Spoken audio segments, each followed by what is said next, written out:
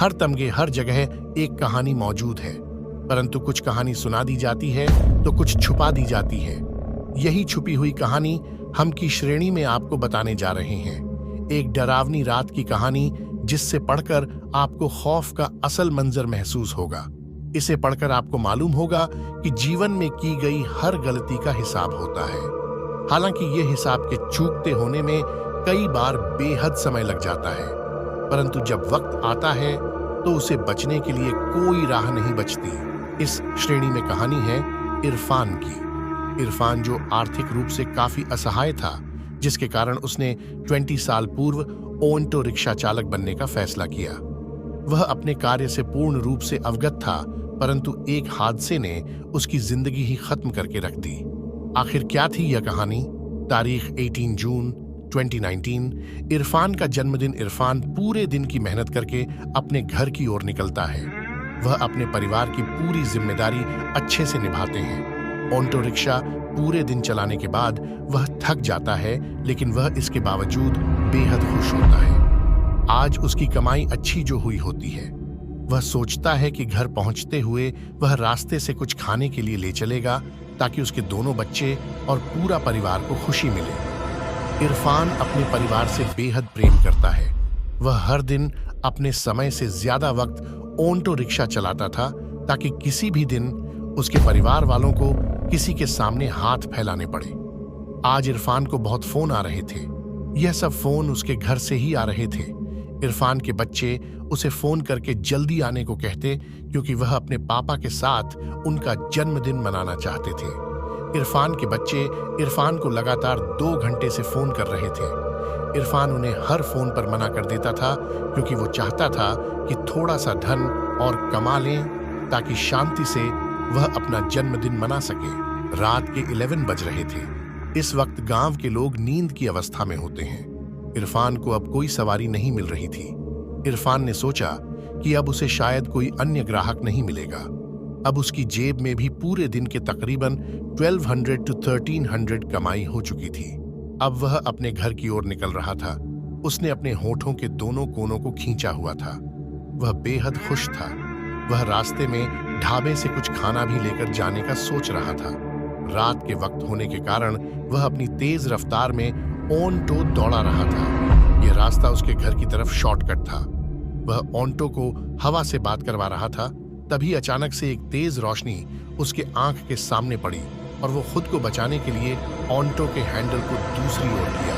अंधेरा होने के कारण उसे यह मालूम न चला कि उसका रास्ता अब बदल चुका है। वह जिस रास्ते पर अब था, यह रास्ते की एक खास बात थी। वह यह थी कि इस रास्ते से इरफान का गहरा संबंध रहा है। 20 साल पहले वह इसी रास्ते से गुजरा था। इरफान को उस रास्ते में घुसते ही अजीब सी ध्वनि सुनाई देती है। उसे अपना वही सफर फिर से याद आने लग जाता है। वह इसी दिन 20 साल पहले आया था। रास्ता बेहद सुनसान था। वह आगे जल्दी बढ़ रहा था। तभी अचानक से उसके ऑटो रिक्शा के सामने एक लड़की आ गई। लड़की की शक्ल देख इरफान बेहद घबरा गया। इरफान की आंखें बंद हो गई। उसने आंखों को रगड़ा और फिर से आगे की ओर देखा, परंतु इस बार वह लड़की नहीं थी। उसी वक्त इरफान के कंधे पर उसी लड़की का हाथ आता है। वह सर्द हवा में भी पसीने से भीग जाता है। वह लड़की उसे बोलती है, भैया आगे की तरफ चलेंगे? इरफान डरते हुए जवाब में कह देता है। वह कहता है कि मुझे अपने घर की ओर जाना है। वह लड़की फिर कहती है, मैं आपको आपके घर तक पहुंचा दूंगी। इरफान डरते हुए उसे बैठा लेता है। वह अपना फोन निकालकर अपने घर फोन करने को कोशिश करता है, परंतु उसके फोन में नेटवर्क नहीं आ रहा होता। लड़की उसी कहती है, यहाँ फोन नहीं चलता। इरफान इस वक्त हद से ज्यादा घबरा जाता है जब उसे मालूम पड़ता है कि जो लड़की उसकी ऑटो में बैठी होती है, उसकी तस्वीर उसके आगे बने शीशे पर नहीं दिख रही होती। इरफान उस लड़की को देखने के लिए पीछे मुड़कर देखता है तो उसका ऑटो से ध्यान भटक जाता है और उसका ऑटो एक विशाल वृक्ष से टकरा जाता है। इसमें इरफान की मौत हो जाती है। इरफान का घर, इरफान के घर का माहौल अब बेहद चिंतित रहता है। पूरी रात इरफान की कोई खबर नहीं मिली होती है। फोन भी नहीं लग रहा होता। इरफान के बच्चे और इरफान की पत्नी बेहद चिंतित रहती हैं। तभी उनका एक पड़ोसी उसके पास आता है और इरफान की पत्नी को अखबार दिखाते हुए कहता है कि क्या कल इरफान संघड़ इलाके से आ रहा था? इरफान की पत्नी कहती है कि उसे नहीं मालूम, लेकिन यह इरफान नहीं हो सकते। वो गाड़ी कभी लापरवाही से नहीं चलाते। वह इतने भरोसे से इसीलिए कह पा रही थी क्योंकि अखबार में मरने वाले की फोटो नहीं थी। इरफान के घर के सामने अचानक से पुलिस की गाड़ी पहुंचती है। सभी घबरा जाते हैं। पुलिस के हाथ में एक तस्वीर होती है। ये तस्वीर इरफान की लाश की होती है। पुलिस इरफान की पत्नी से जब पूछता है तो उसकी पत्नी कहती है, जी साहब, ये मेरे पति हैं। इरफान की पत्नी इरफान को मृत शरीर देखकर खुद को रोक नहीं पाती। उसके आंसू बहने लगते हैं। बच्चे भी बेहद ज्यादा रो रहे होते हैं।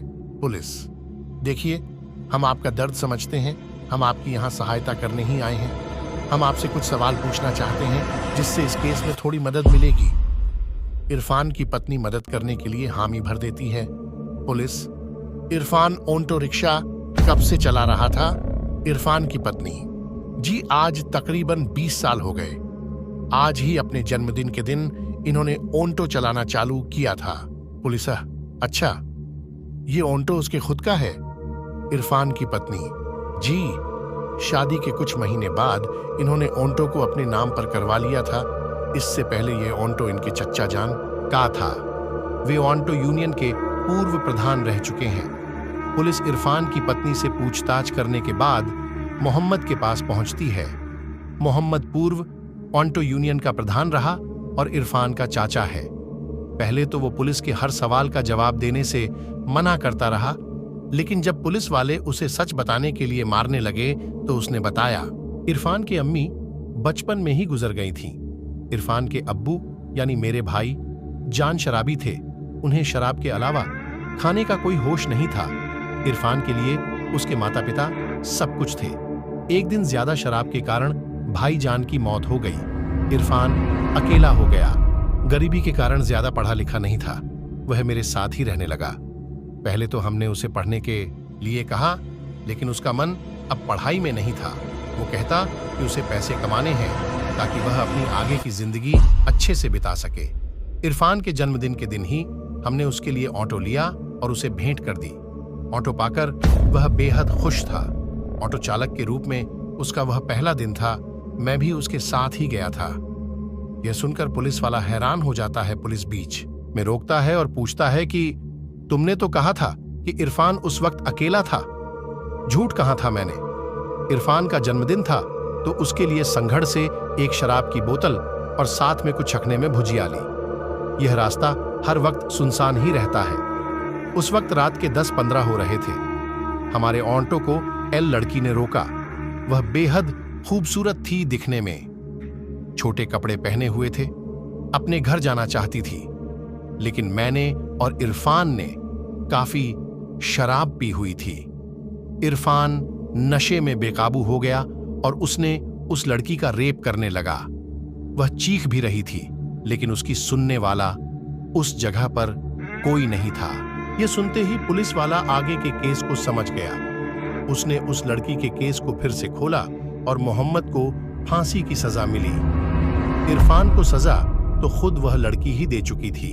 अगर ये कहानी अच्छी लगी हो तो वीडियो को लाइक जरूर करें और ऐसी कहानी सुनने के लिए चैनल को सब्सक्राइब कर ले और वीडियो को शेयर कर दे और हमारे चैनल को सपोर्ट करें।